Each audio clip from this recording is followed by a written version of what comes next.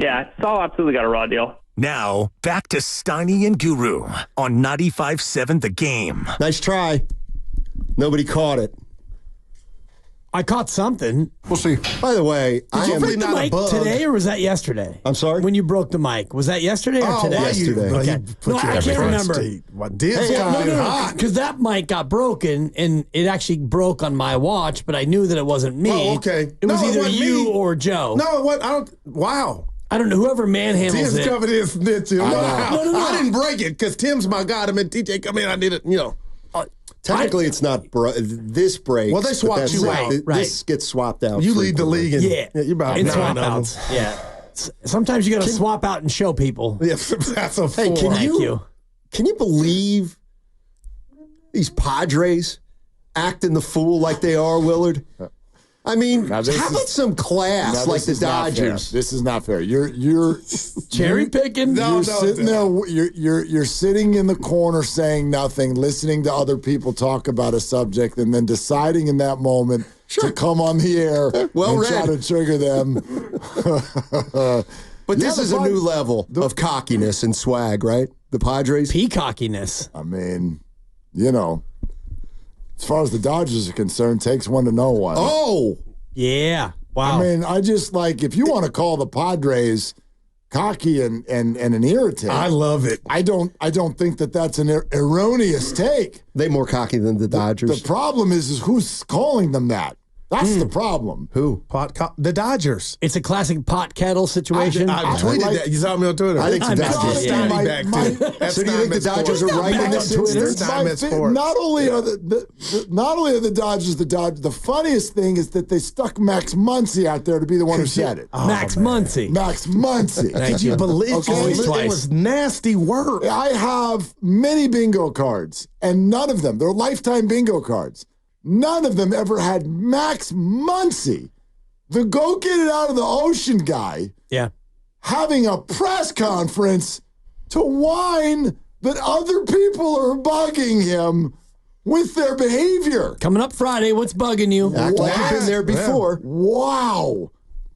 Like little babies. Like, they were doing the Richard Simmons thing when they got singles during the regular season. They shake their ass more than Shakira. Dude, Watch the Padres yourself, are killing them, man. Show me what you're working with. And you've got Dave Roberts saying that, well, the other team, they like to play the villain role.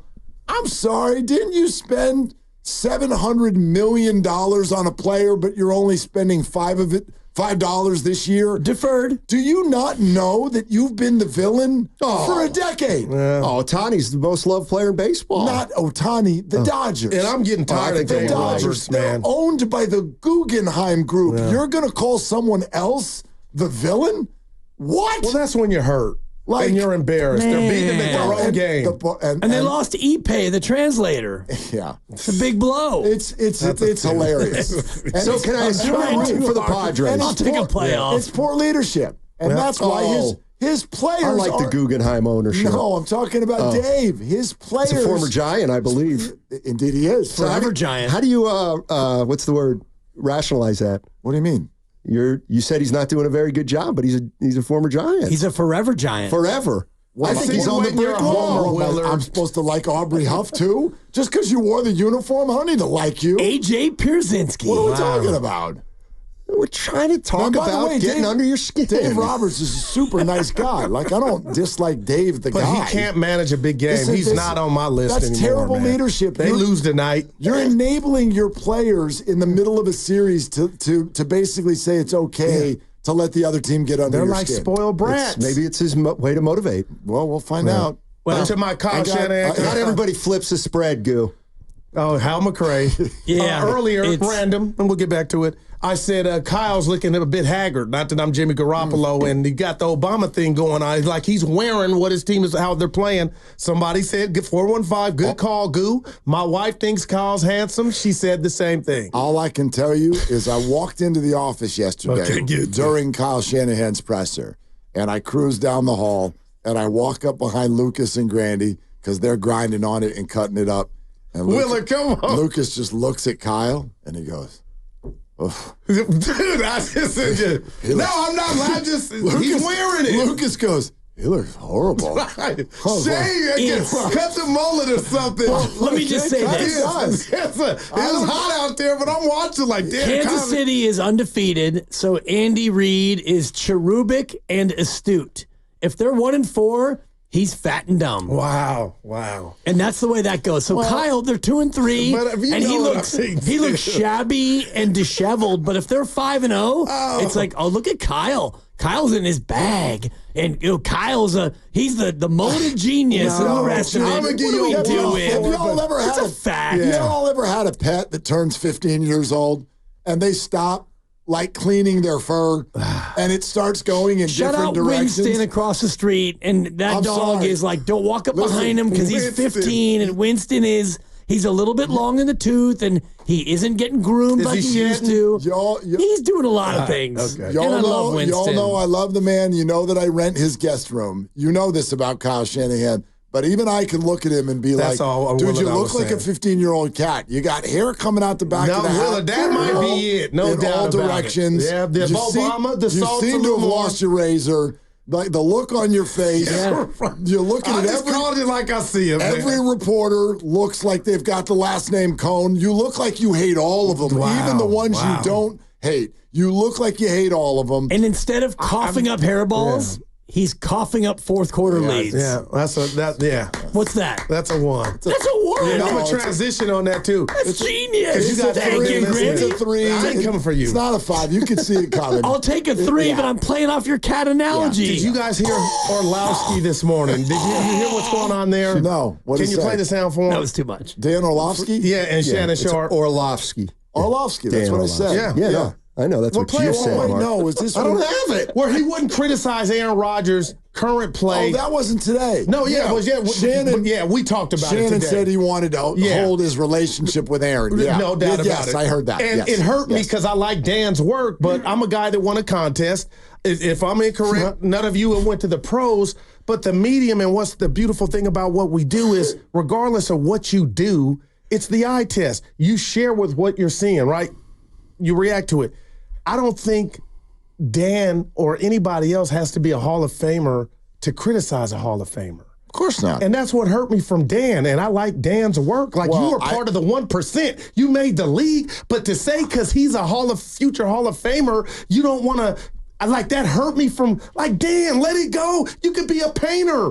You could be a doctor and have a thought on somebody's performance. Give me the background, though. Was this about his football or about the idea of firing Saleh? No, about the Aaron Rodgers play being poor. Football. So Shannon said it stinks. And when it was Dak and Kirk Cousins, Orlovski will say he stinks, but Dan told the world, and they're coming for him, I was a backup quarterback. He was a Hall of Famer. I just can't see myself going on. That's a weird I think you're cheating what you do.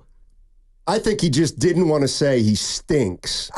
I think he said, I can't make excuses for that first turnover. It was a bad throw. I think but I was a backup quarterback. Well, then you can't criticize any of the starters. No. Like, why would you? If you don't want to criticize Aaron and you like his play, great, be you. But if your reasoning is, oh, who am I? I was a backup quarterback. Me for him. Why are you talking about everybody else then? Tim Kawakami, the Ray Rattles of the world wouldn't even exist. They didn't make the pro. Come on now, 90% of the people that talk about sports didn't play. But I don't think Orlovsky's style is to say that. See, and talk about guys like that. But he's done that to Dak and the rest of the quarterbacks. Did you come up with any of the sound that I asked you for? How can I do that and I'm doing a show? Well, you can do it at the break. Not really. It's a guru / Willard, yes, you can. Okay, Matt, tell us how we cut sound here at 95.7 The Game. Oh, yeah, mouth.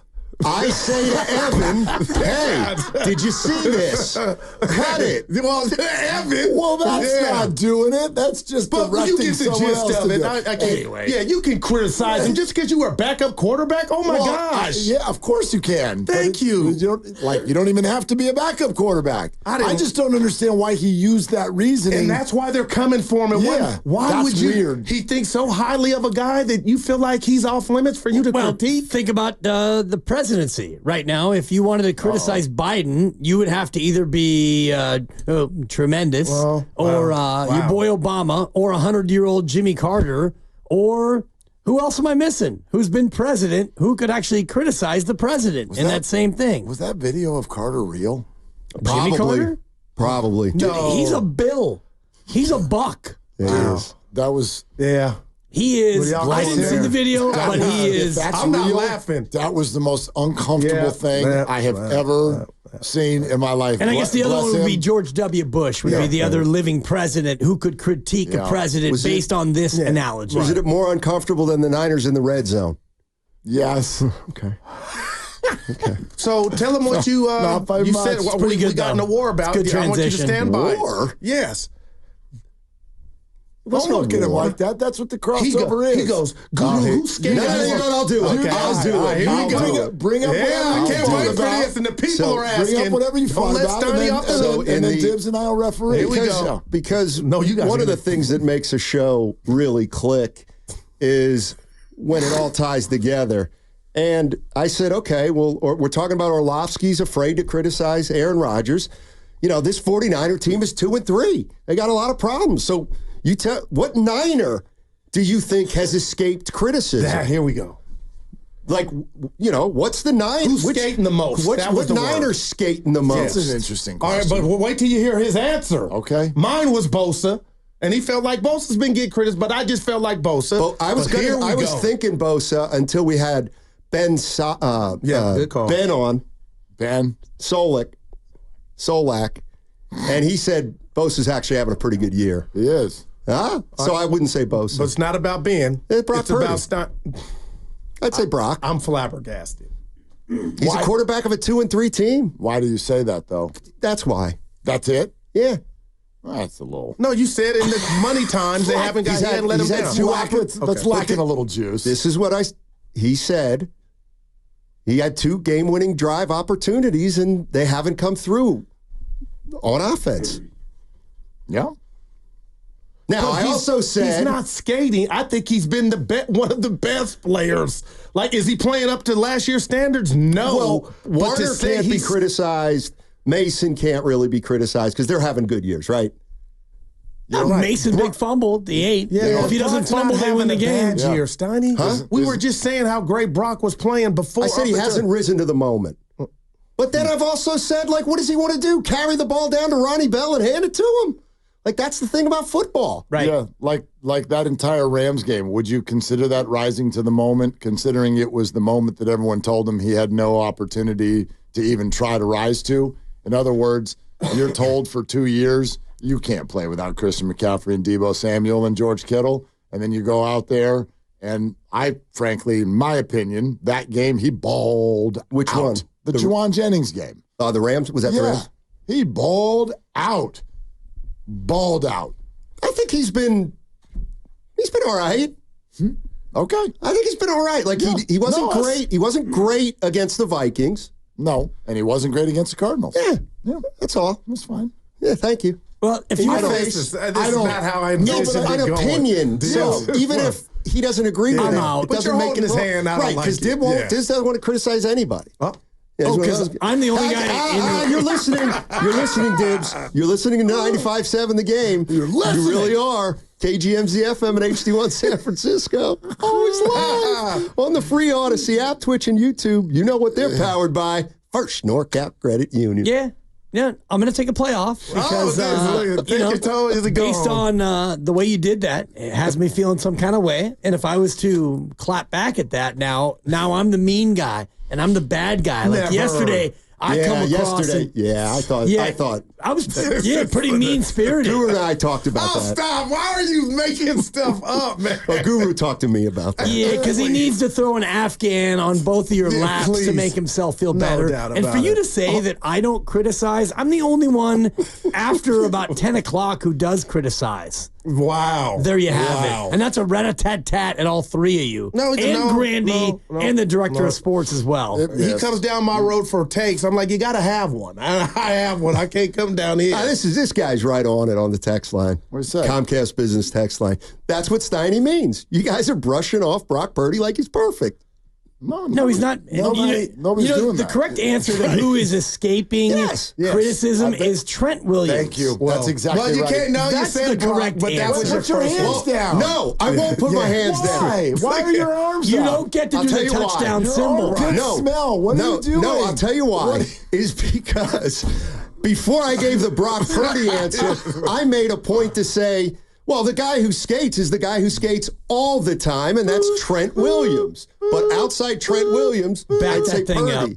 up. He doesn't skate all the time, but if you look at this year, and doubt. we go back to and you were talking about it yesterday on the Mason fumble where he was just straight up chilling. That was you. And yeah. I'm glad you drove it through my I attention. didn't watch it, He dude. was chilling after missing He's a a block. big guy. Dude, and what's funny is watch George Kittle in that play. He got George Kittle's murdered. looking down the field into the end zone like, oh, yeah, I think I know that guy in the fourth row. Is that my uncle's aunt's nanny's brother's next door neighbor? And then he gets tattooed. And meanwhile, the ball is got lit up. by Trent Yeah, Scott. I saw it.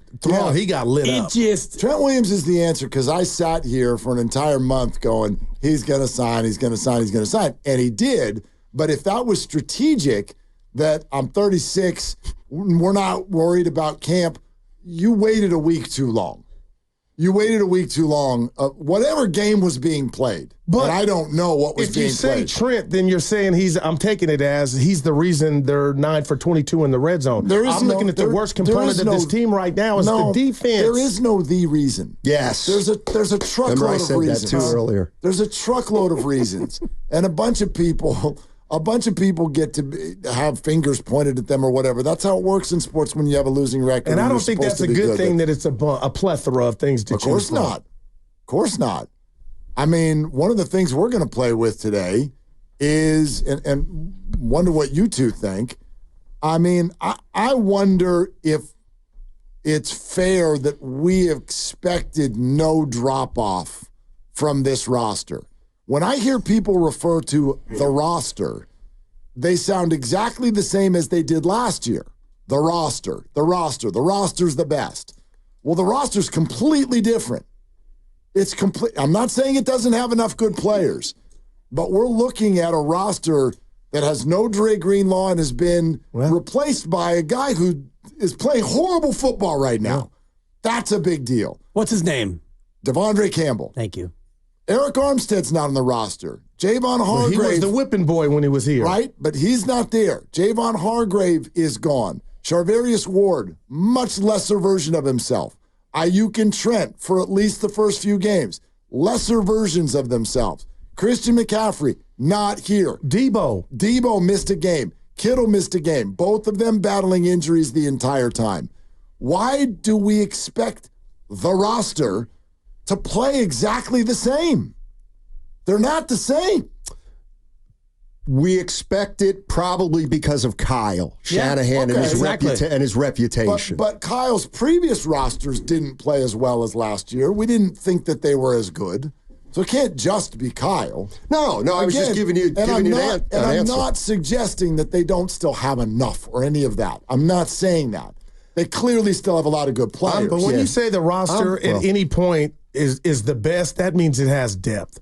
And that's why I did when in the Super Bowl, Dre Greenlaw, I think I was the only one worried about, oh boy, how are they going to replace him? And that was from emotional. I was like, okay, on the field they could do it. They haven't done it, so that's glaring. But when you got Warner, Bosa, the new, let's put the right on the table, superstar and Brock Purdy, the hotshot quarterback, Debo Samuel, and a $30 million receiver who held out and every outlet, like that should be and Kittle, that should be enough. But that's not the way football teams are built. Like when we do the defense and we go, when you got Warner and Bosa, and you need another 9 what players. else do you have on defense right now? But see, why are we now just asking that question, though, Willard? What about Lenore? What about, I thought he was the next. What about Lenore? Lenore's playing well. Yeah, no, what about Ward? Givens and Floyd. Yeah, okay. Ward is hurt.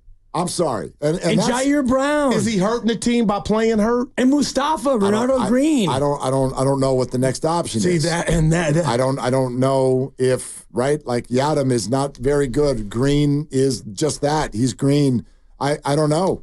But it's not. And again, I'm not saying they don't have enough to have improved. I firmly believe they should be 4-1.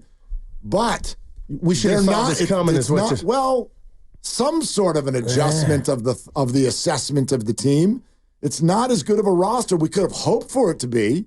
You hope Devondre Campbell comes in and plays well. He hasn't. He's not very good. And he probably should be benched. So now I got to leave with this. For who? D. Winters. Who's hurt? Who can't make it through an entire game? So, and I think that speaks to your point about the roster. He's not hurt now. He's not even on the injury report for tomorrow night. But he played, 15 snaps last game? I'd like to see him start tomorrow night. Yeah. I don't like him. You know why? Why? Because I'll tell you why. It's because he was the guy who did lay a nice hit on a Cardinal player and celebrated after he got a first down. The guy had a first down. You don't celebrate on that. I'm done with him. That's just like you with IU. Saying Lenore's not playing well, Willard. The 3-8-2. Who said that? The 3-8-2. Lenore is by far been their best defensive back. Not even close. Dibs? Come at me. No. We called this offense the Avengers. And now without McCaffrey. I think that Christian McCaffrey's absence, there's a ripple effect we didn't take into consideration. And as good as, look, Mason feels like he's getting the same yards as McCaffrey got, but something's really different.